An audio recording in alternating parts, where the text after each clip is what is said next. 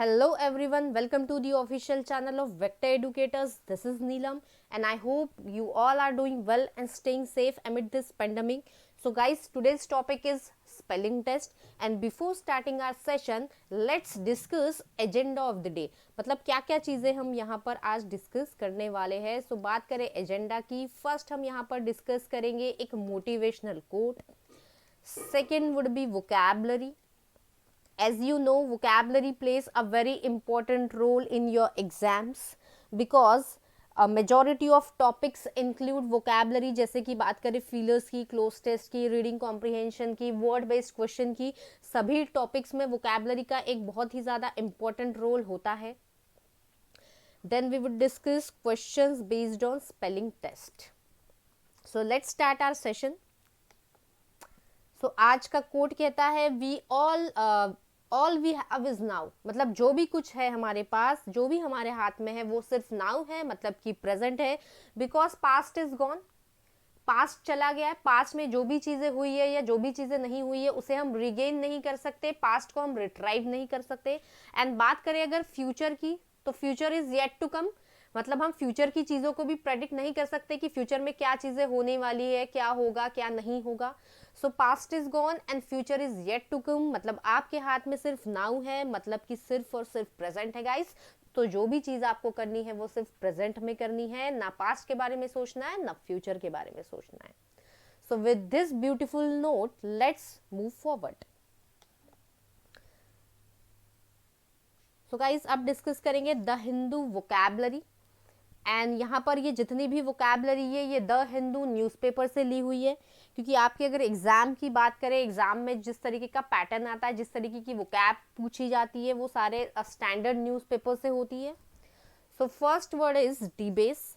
डिबेस मतलब होता है किसी चीज के मूल्य को घटा देना. यहाँ पर हम हिंदी मीनिंग की भी बात करेंगे. सो मूल्य, किसी चीज की मूल्य को घटा देना, मतलब किसी चीज की क्वालिटी या वैल्यू को रिड्यूस कर देना, कम कर देना, डिग्रेड कर देना, ये होता है डिबेस. सो यहाँ पर सिनोनिम्स की अगर बात करेंगे तो सिनोनिम्स का सिनोनिम यहाँ पर फर्स्ट हो जाएगा डिग्रेड कर देना. डिग्रेड मतलब किसी चीज की वैल्यू या क्वालिटी को कम कर देना, ये होता है डिग्रेड.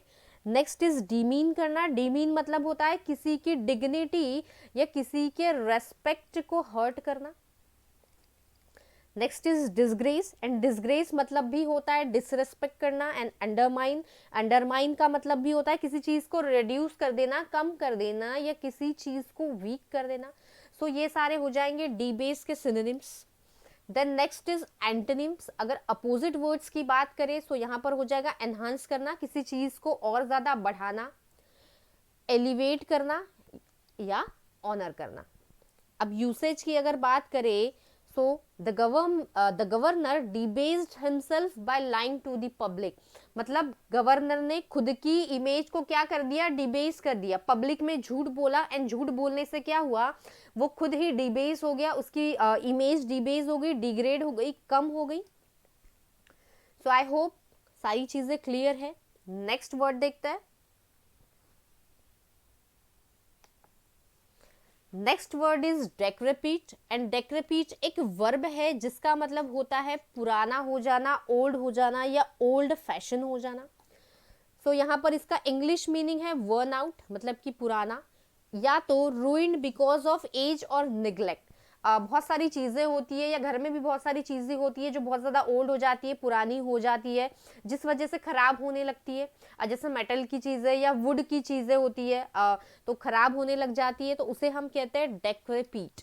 सिनोनिम की अगर बात करें तो फर्स्ट सिनोनिम इज बैटर्ड या ऑब्सोलीट हो जाना.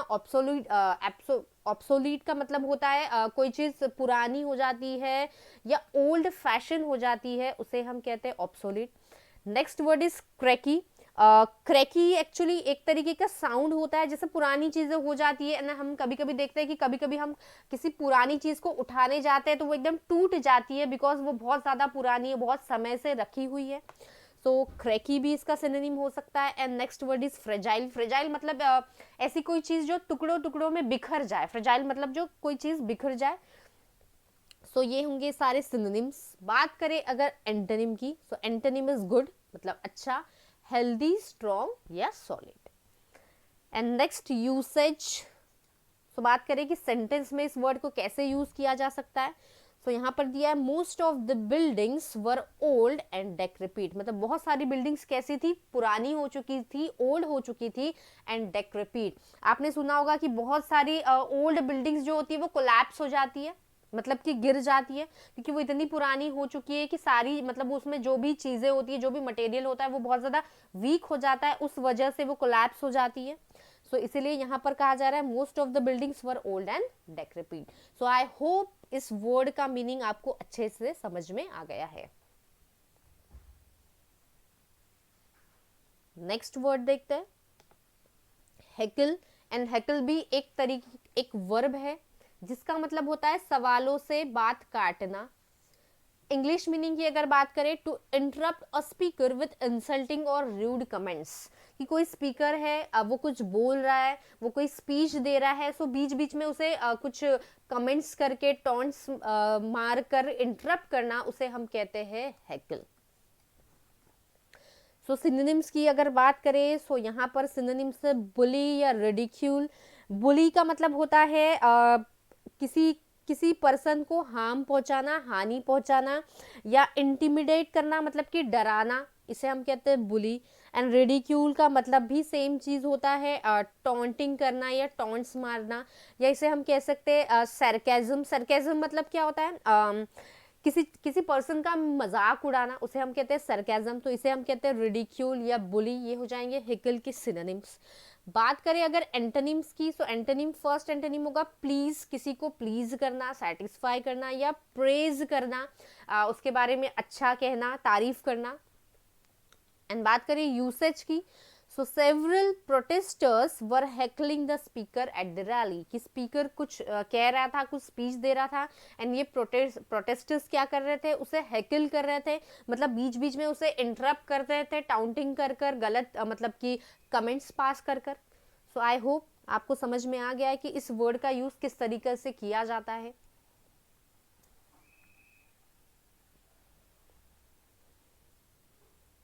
Next word is hedge. And hedge भी एक वर्ब है जिसका मतलब होता है बचाव करना। सो बात करें इंग्लिश मीनिंग की, इंग्लिश मीनिंग हो जाएगा लिमिट और क्वालिफाई समथिंग, लिमिट और क्वालिफाई समथिंग बाय कंडीशंस और एक्सेप्शंस।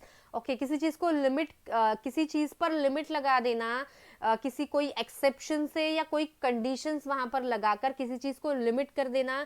या बात करें सिनोनिम की, तो ये होता है कन्फाइन कर देना। कन्फाइन मतलब उसे सीमित कर देना, रेस्ट्रिक्ट कर देना या लिमिटेशंस लगा देना। हिंडर या ऑब्स्ट्रक्ट मतलब उसमें बाधा डाल देना। ये हो जाएंगे हेज के सिनोनिम्स। बात करें एंटोनिम की, और एंटोनिम मतलब एंटोनिम हो जाएंगे, सॉरी, एंटोनिम इसके होंगे रिलीज कर देना, किसी चीज को रिलीज कर देना मतलब कि छोड़ देना, या फेस करना, किसी चीज को फेस करना या कॉन्फ्रंट करना। कॉन्फ्रंट मतलब क्या होता है, किसी चीज का अपोज करना, किसी चीज को टैकल करना, ये होता है कॉन्फ्रंट, या किसी चीज को असिस्ट करना। बिकॉज हेज मतलब क्या होता है, कन्फाइंड, रेस्ट्रिक्ट, उस पर लिमिट लगा देना या उस चीज में बाधा डाल देना, उसे रोक देना। एंड एंटोनिम हो जाएंगे उस चीज को रिलीज कर देना या उस चीज को फेस करना, अपोज करना या टैकल करना। ये सारे हो जाएंगे इसके एंटोनिम्स। बात करें सेंटेंस यूज की, तो यूसेज है यहाँ पर she hedged when she was asked to support the campaign। जब उसे कहा गया कि आप इस कैंपेन को सपोर्ट कीजिए, तो उसने क्या किया, she hedged मतलब उसने रेस्ट्रिक्ट कर दिया, लिमिट कर दिया, खुद को ऑब्स्ट्रक्ट कर दिया उस कैंपेन में पार्टिसिपेट करने से। सो आई होप इस वर्ड का मीनिंग क्लियर है। नेक्स्ट वर्ड देखते हैं। Next word is heave. And heave का मीनिंग होता है ढोना, मतलब किसी चीज को लिफ्ट करना, किसी चीज को उठाना, ये होता है हीव। सो मीनिंग की अगर इंग्लिश मीनिंग की बात करें, लिफ्ट और हॉल समथिंग हेवी, किसी हैवी चीज को उठाना, बहुत ज्यादा मेहनत से, बहुत ज्यादा एफर्ट से अगर आप किसी चीज को उठाते हैं, उसे हम कहते हैं हीव। सिनोनिम की अगर बात करें, तो सिनोनिम हो जाएगा हॉल, पुल, लग या किसी चीज को ड्रैग करना। एंटोनिम इज पुश, किसी चीज को पुश करना। एंड यूसेज की अगर बात करें, we lifted the box on to the table with a heave, मतलब बहुत मुश्किल से, बहुत ज़्यादा एफर्ट से हमने उस बॉक्स को उठाकर टेबल पर प्लेस किया या टेबल पर रखा. So that's all about the vocabulary. So अब आती है क्वेश्चंस की बारी बेस्ड ऑन स्पेलिंग टेस्ट.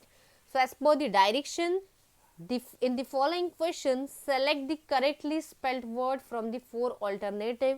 यहाँ पर आपके पास 4 alternatives दिए गए हैं, 4 options दिए गए हैं एंड आपको ऐसा word select करना है जो बिल्कुल सही है, बिल्कुल correctly spelled है. so देखिए इसमें से कौन सा word बिल्कुल सही हो सकता है.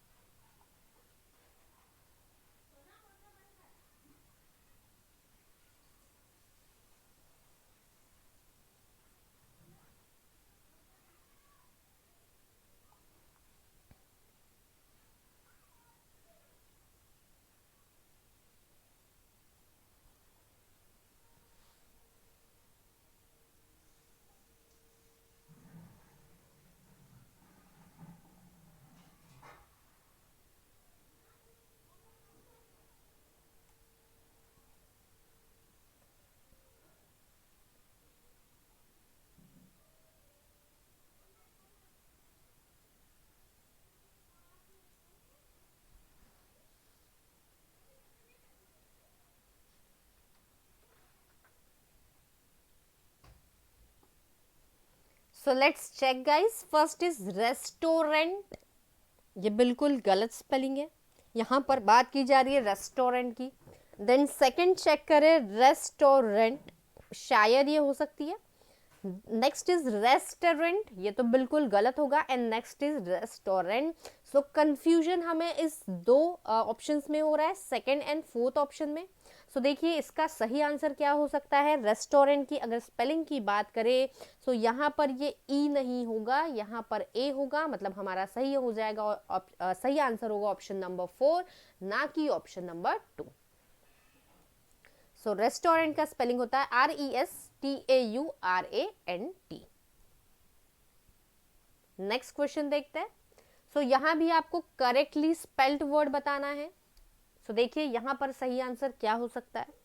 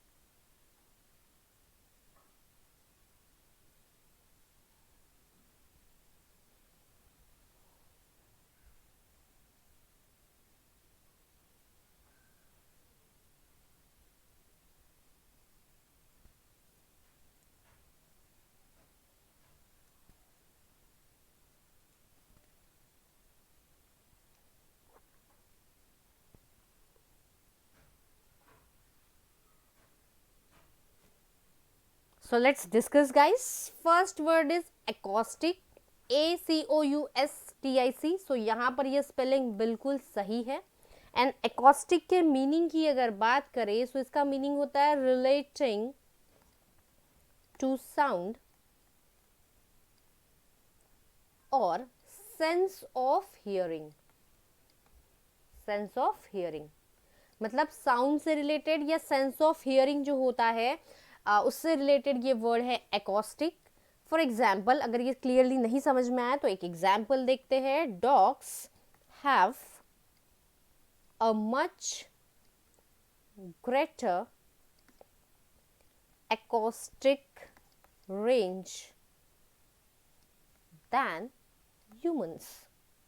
मतलब कि dogs have a much greater acoustic range than human, मतलब ह्यूमन से ज्यादा डॉग की जो एकॉस्टिक रेंज होती है, मतलब जो सुनाई देने की रेंज या जो सेंस ऑफ हियरिंग होता है वो डॉग्स में ज्यादा होता है. सो आई होप इस वर्ड का मीनिंग आपको समझ में आ गया है, इस वर्ड का यूसेज भी आपको समझ में आ चुका है. सो एकॉस्टिक का स्पेलिंग यहाँ पर बिल्कुल सही है.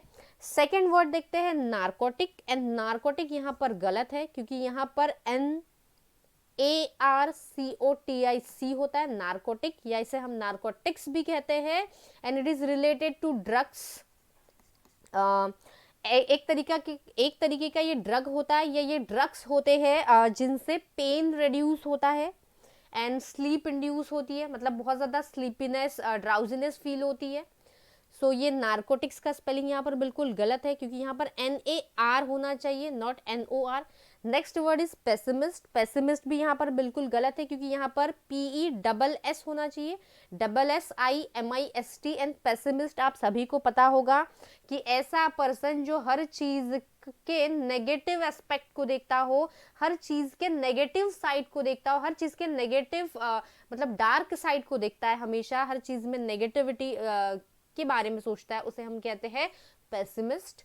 And next word is permanent. ये भी बिल्कुल गलत है क्योंकि इसका स्पेलिंग होगा PAR नहीं PERMANENT. तो यहाँ पर ई होना चाहिए.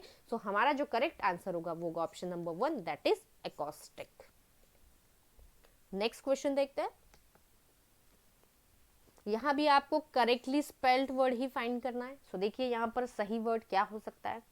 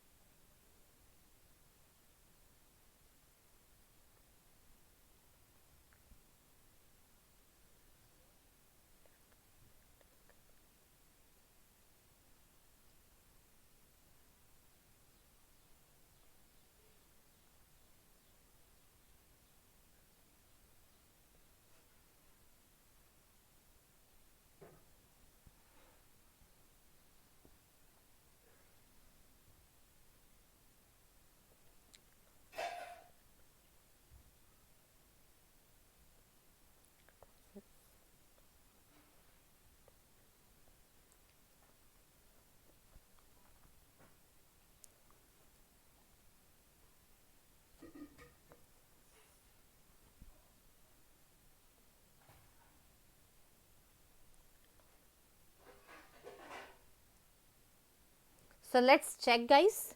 Discrepancy, DISCREPANCY, यस ये बिल्कुल करेक्ट स्पेलिंग है.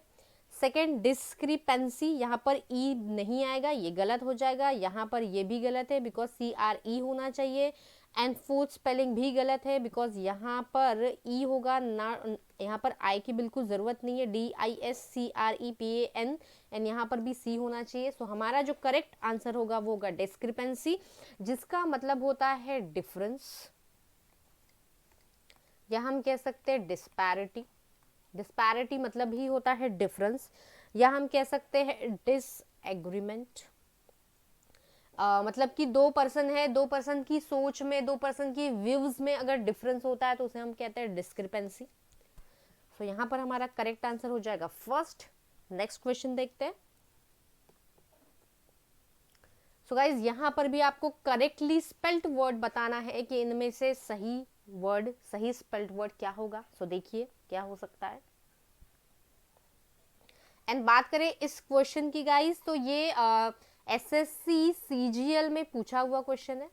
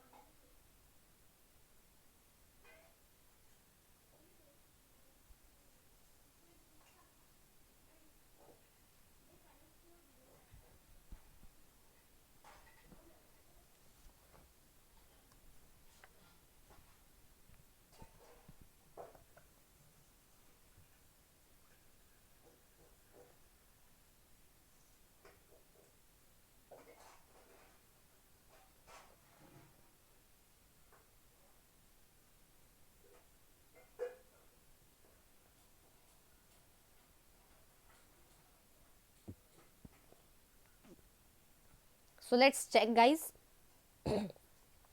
First word is DANSUESE, this is dances, and यहाँ पर ये बिल्कुल सही वर्ड है, बिल्कुल करेक्टली स्पेल्ड वर्ड है डॉन्सेस, जिसका मतलब होता है a female ballot dancer. Ballot क्या होता है? एक तरीके का डांस होता है। सो एक फीमेल बैलेट डांसर को हम कहते हैं डांसेस। सो ये बिल्कुल करेक्टली स्पेल्ड वर्ड है। सेकंड वर्ड देखिए DANSUE होना चाहिए, सो ये गलत हो जाएगा। यहाँ पर देखिए DANSUESE होना चाहिए, सो ये भी बिल्कुल गलत है। एंड फोर्थ वर्ड तो कंप्लीटली पूरा का पूरा गलत है, क्योंकि करेक्टली स्पेल्ड जो वर्ड है ये है option number A, that is DANSUESE, and इसका जो प्रोनाउंसिएशन होता है वो होता है डांसेस, डॉन्सेस। नेक्स्ट क्वेश्चन देखते हैं गाइस। यहां पर भी आपको करेक्टली स्पेल्ड वर्ड ही फाइंड करना है।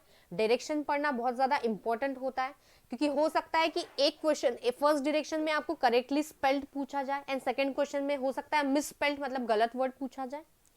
सो बहुत इंपॉर्टेंट होता है कि पहले आप डायरेक्शन को थोरोली अच्छे से समझे एंड देन ही सॉल्व करें क्वेश्चन। सो देखते हैं यहाँ पर फर्स्ट वर्ड है हैरेसमेंट, एम्बेरसमेंट, फुलफिलमेंट। देखिए क्या हो सकता है एरर, देन हम डिस्कस करते हैं।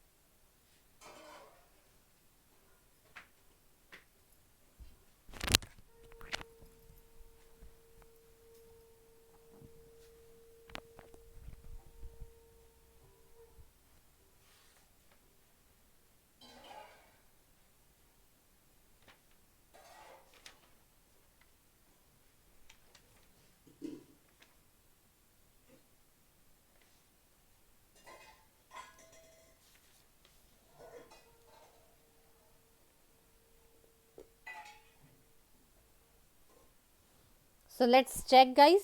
First word is harassment, and harassment यहाँ पर बिल्कुल गलत है, क्योंकि हैरेसमेंट में डबल आर की जरूरत नहीं होती है, सिर्फ सिंगल आर होता है, HARASSMENT।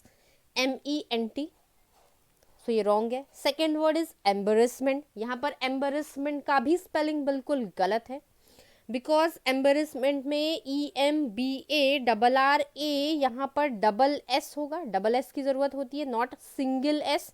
सो ये स्पेलिंग भी बिल्कुल गलत है। Next word is fulfilment, FULFILMENT, fulfilment, यहाँ पर ये बिल्कुल सही है।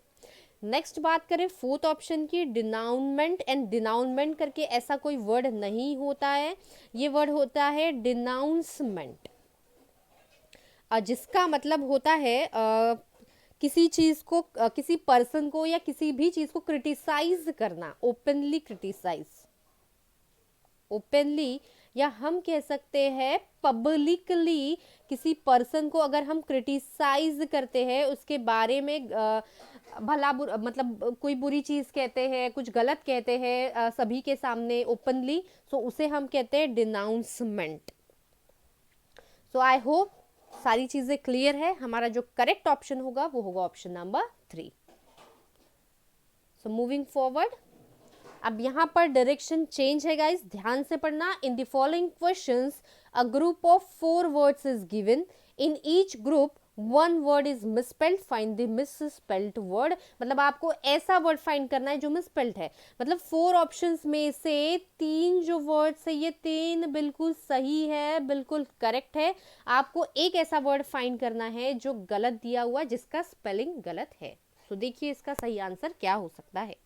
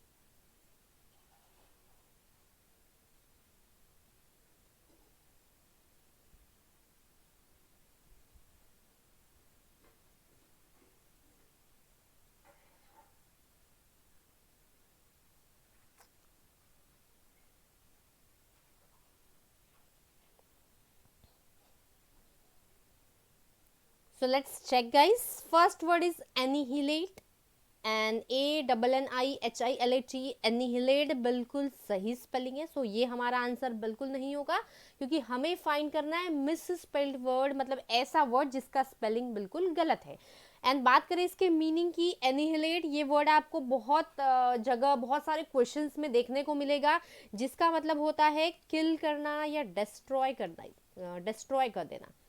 Second word is acquire and acquire का स्पेलिंग भी यहाँ पर बिल्कुल सही दिया हुआ है. Third word is apparatus and apparatus का स्पेलिंग भी बिल्कुल यहाँ सही दिया हुआ है. सो यहाँ पर जो हमारा रॉन्ग या मिसस्पेल्ड वर्ड होगा, हमारा सही जो आंसर होगा वो होगा option number 4, that is admissible. And admissible के स्पेलिंग की बात करें तो यहाँ पर हमें डबल एस चाहिए, मतलब हमारा सही स्पेलिंग होगा ADMISSIBLE, एडमिसिबल. एंड जिसका मतलब होता है अलाउएबल, कि जो अलाउड है, जो परमिटेड है, जो टॉलरेबल है, जिसे टॉलरेट किया जा सकता है, जिसे अलाउ किया जा सकता है, वो होता है एडमिसिबल. सो यहाँ पर जो सही ऑप्शन होगा वो होगा ऑप्शन नंबर 4. नेक्स्ट क्वेश्चन देखते हैं. नेक्स्ट क्वेश्चन में भी आपको मिसस्पेल्ड वर्ड फाइंड करना है.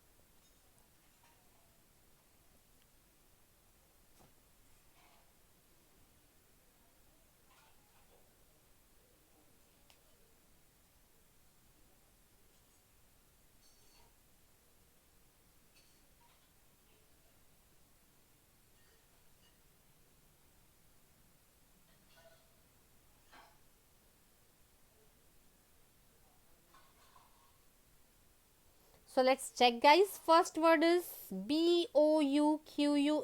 ये कोई वर्ड नहीं होता, मतलब ये वर्ड ही रॉन्गली स्पेल्ड है. यहाँ पर BOUQUET होना चाहिए, जिसका प्रोनाउंसिएशन होता है बुके. अब यहाँ पर ये जो टी होता है ये साइलेंट होता है, सो इसका कोई प्रोनाउंसिएशन बुकेट या बकेट ऐसा कुछ नहीं होता है. इसका प्रोनाउंसिएशन बुके होता है. बुके मतलब होता क्या है यहाँ पर, बंच ऑफ फ्लावर्स. ये सभी को पता भी होगा. किसी फंक्शन में या किसी मैरिज फंक्शन, बर्थडे फंक्शन में जाते हैं तो हम बुके लेकर जाते हैं. सो यही है ये वर्ड बुके. नेक्स्ट इज बेगर, बिल्कुल सही है. बलून इज सही है. एंड यहाँ पर ये जो है बैंक्वेट, एंड बैंक्वेट वर्ड भी बिल्कुल सही है. बैंक्वेट का मतलब होता है, कह सकते हैं इसे फीस्ट. फीस्ट मतलब एक अच्छा बहुत रॉयल खाना या पार्टी, या हम कह सकते हैं इसे सेरेमोनियस मील. मतलब ऐसा मील, ऐसा खाना जो पार्टीज में बनता हो, किसी सेरेमनी, किसी फंक्शन में बनता है, उसे हम कहते हैं बैंकेट. आपने सुना होगा ना बैंक्वेट हॉल. बैंक्वेट हॉल मतलब ऐसा हॉल जहाँ पर शादी की पार्टीज या किसी भी चीज़ की पार्टीज हम कर सकते हैं, वहाँ पर हम लोगों को बुलाकर खाना खिला सकते हैं, फीस्ट दे सकते हैं. सो ये वर्ड होता है बैंक्वेट. सो ये भी बिल्कुल सही है. सो हमारी जो करेक्ट चॉइस होगी वो होगा option number A, that is bouquet. Next question देखते हैं.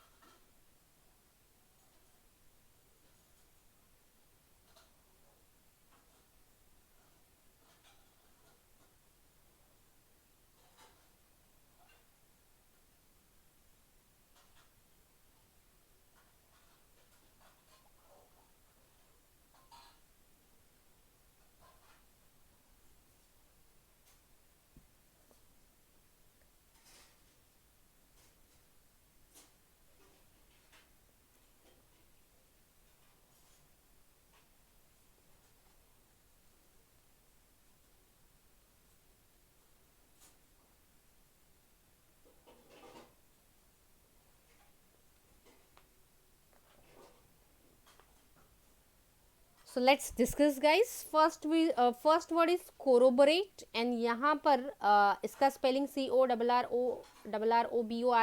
बिल्कुल सही है. Next word is compatible and यहाँ पर ये कंपैटिबल भी बिल्कुल सही स्पेलिंग है. नेक्स्ट इज कंटेम्प्टेबल एंड कंटेम्प्टेबल यहाँ पर बिल्कुल गलत है बिकॉज यहाँ पर CONTEMPTI होना चाहिए, TIBLE कंटेम्प्टेबल, जिसका मतलब होता है हेटफुल या जिसे हम कह सकते हैं शेमफुल, या इसका और एक सिनोनिम हो सकता है होगा ऑफेंसिव. जैसे मैंने कहा कंटेम्प्टेबल क्राइम मतलब ऐसा क्राइम जो बहुत ज़्यादा शेमफुल, हेटफुल या बहुत ज़्यादा ऑफेंसिव था. Then next word is commitment. Commitment भी यहाँ पर बिल्कुल सही है. सो हमारा जो सही ऑप्शन होगा वो होगा ऑप्शन नंबर 3. मतलब सारे ऑप्शंस यहाँ पर एलिमिनेट हो जाएंगे. जो सही स्पेल्ट है वो एलिमिनेट होते हैं एंड जो रॉन्गली स्पेल्ट है ये हमारा आंसर है, क्योंकि क्वेश्चन में हमसे पूछा गया था मिस स्पेल्ट वर्ड फाइंड करना था. सो हमारा सही ऑप्शन होगा ऑप्शन नंबर 3. नेक्स्ट क्वेश्चन देखते हैं.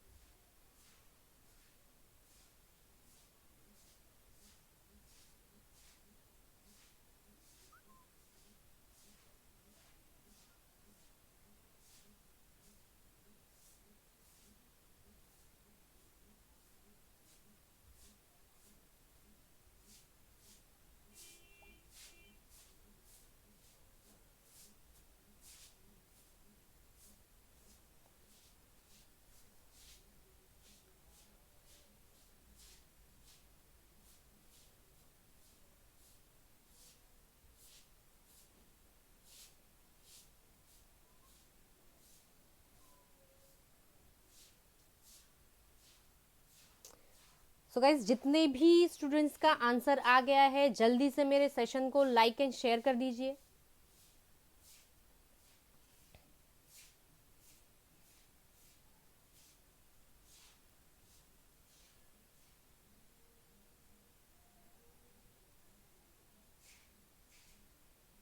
सो guys let's check. First word is despicable and यहाँ पर डेस्पिकेबल बिल्कुल सही स्पेलिंग है, करेक्टली स्पेल्ड है. यहाँ पर सो ये एलिमिनेट हो जाता है क्योंकि हमें फाइंड करना है मिसस्पेल्ड वर्ड. डेस्पिकेबल की बात करें तो अभी हमने जो लास्ट क्वेश्चन में जो वर्ड देखा था कंटेम्प्टेबल, जिसका मतलब हो रहा था शेमफुल, ये जिसका मीनिंग हो रहा था ऑफेंसिव, या जिसका मीनिंग हो रहा था यहाँ पर हेटफुल, इस कंटेम्प्टेबल वर्ड का ही ये एक सिनोनिम है डेस्पिकेबल, जो लास्ट हमने अभी देखा था लास्ट क्वेश्चन में.